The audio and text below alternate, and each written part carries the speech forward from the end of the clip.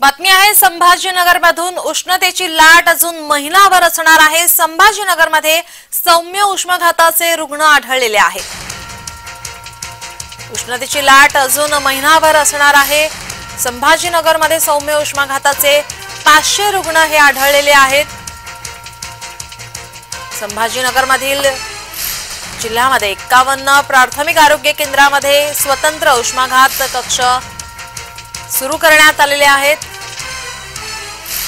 संभाजीनगरमध्ये दिवसेंदिवस उन्हाची तीव्रता वाढते। या उन्हामुळे उष्माघात होऊन प्रकृती गंभीर होऊ शकते। त्यामुळे उन्हापासून स्वतःचा बचाव करण्याचे आवाहन आरोग्य प्रशासनाकडून करण्यात आले।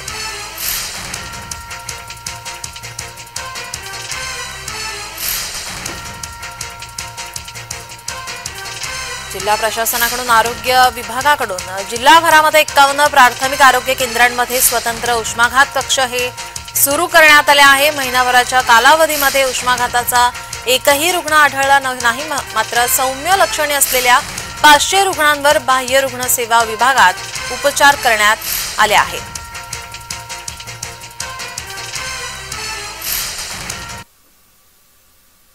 आपले प्रतिनिधी विजय चिडे आपल्या सोबत जोडलेले आहेत। विजय, संभाजीनगरमध्ये उष्णतेची लाट कायम आहे। महिनाभर उष्णतेची लाट असल्याची माहिती समोर येते। काय अधिकची माहिती? नक्की निलम, जर बघितलं तर मागील महिनाभरापासून जे आहे ते छत्रपती संभाजीनगरमध्ये उन्हाचा पारा जो आहे तो 40ची पार जात आहे। आणि त्यामुळे जर बघितलं तर नागरिकांच्या आरोग्याला जे आहे त्याचा विपरीत परिणाम जाणवू लागला आहे। मागील महिनाभरामध्ये जर बघितलं छत्रपती संभाजीनगर शहरामध्ये शहर आणि ग्रामीण भागामध्ये जर बघितलं 500हून अधिक रुग्ण जे आहेत ते आता उष्माघाताचे सौम्य रुग्ण सापडलेले आहेत। आणि याच पद्धतीने जर बघितलं तर आरोग्य विभागाकडून देखील आता काळजी घेण्यात आली आहे। 51 जे आहे उष्माघाताचे केंद्र त्यासाठी बनवण्यात आलेले आणि या ठिकाणी नागरिकांना जे आहे ते उपचार दिले जात आहे।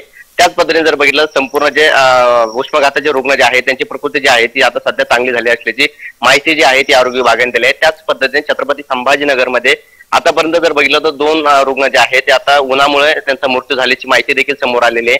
आणि त्यामुळे आता सध्या जर बघितलं तर अजून महिनाभर जे आहे ते उष्णतेची जी धाकता आहे ती कायम असणार आहे। जवळपास आता 2 दिवसापासून जर बघितलं छत्रपती संभाजीनगरचं तापमान हे सध्या 42 पर्यंत जात आहे। त्यामुळे आता कुठेतरी बघितलं सर्वसामान्यांचं आता व्यावसायिक असेल किंवा इतर नागरिक असतील यांनाही उन्हाचा मोठा फटका बसत आहे। त्यामुळे आता आरोग्य विभागाकडून खबरदारीचे उपाय केले जात आहेत। 12च्या नंतर घराबाहेर पडू नका, त्याचबरोबर 3 वाजेपर्यंत जे आहे ते सावलीला थांबा असं आवाहन जे आहे ते आरोग्य विभागाकडून केले जात आहे। आणि आरोग्याची काळजी घेण्याचं आवाहन देखील आता करण्यात येत आहे। विजय, आपण पाहिलं तर माणसांसाठी जर आपण खबरदारी घेत आहोत तर प्राण्यांसाठी कशा प्रकारे खबरदारी घेण्यात येते? नक्कीच निलम, जर बघितलं तर सध्या माणसांबरोबर जर बघितलं तर प्राण्यांनाही उन्हाचं जे आहे ती दाहकता वाढलेली आहे। सध्या जर बघितलं छत्रपती संभाजीनगर असेल, मराठवाडा असेल या भागामध्ये उन्हाची दाहकता वाढली असल्याने सध्या पिण्याच्या पाण्याचा एक प्रश्न सुद्धा ऐरणीवरती आहे। आणि यामुळे सध्या आता जनावरांना देखील आता सावलीचा सहारा घ्यावा लागत आहे। कुठेतरी आता घोषित संचारबंदी जी आहे ती जनावरांना देखील लागू झाल्याचे आपल्याला सध्या मराठवाड्यामध्ये पाहायला मिळत आहे, छत्रपती संभाजीनगरमध्ये पाहायला मिळत आहे। कुठेतरी आता जे झाड आहे त्याच्या आडोशाला आता प्राणी जे आहे ते आराम करताना पाहायला मिळत आहे। मात्र आता चारा पाण्याचा प्रश्न सुद्धा ऐरणीवरती आला आहे। त्यामुळे आता पशुपालक असतील यांनाही आता चिंता वाढलेली आहे। त्याचबरोबर पिण्याच्या पाण्याचाही प्रश्न जो आहे तो ऐरणीवरती आलेला आहे।